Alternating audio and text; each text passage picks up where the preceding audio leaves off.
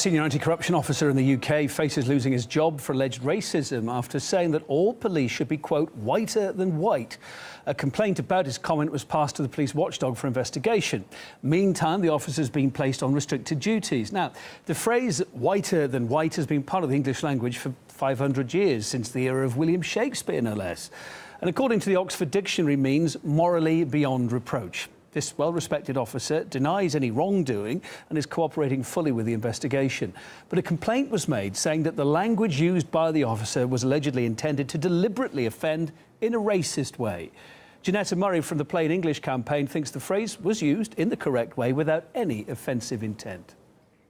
If we look at just what the officer said and the context and the intent, he was talking to fellow officers, he was talking about how policing should be done and it should be morally beyond reproach.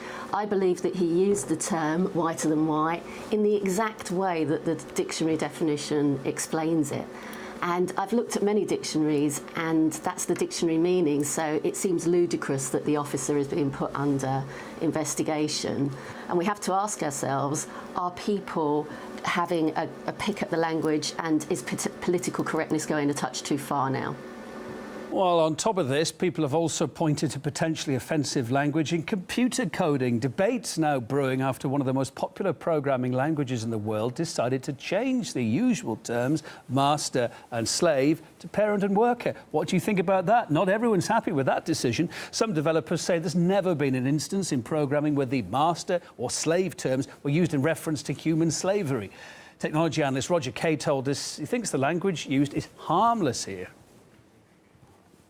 In general, to me, this seems like a tempest in a teapot. It's a small community is using this terminology in a very specialized way, and it doesn't have anything to do with these other people's, let's call it, trigger reactions to these words, which are legitimate. It's just that the question you would ask is, do they even hear those words? Because if they're not talking to Python programmers, when do they run into them? If I were the Python programming, community, I would just say, leave us alone. We use our own words. We don't mean anything much by it.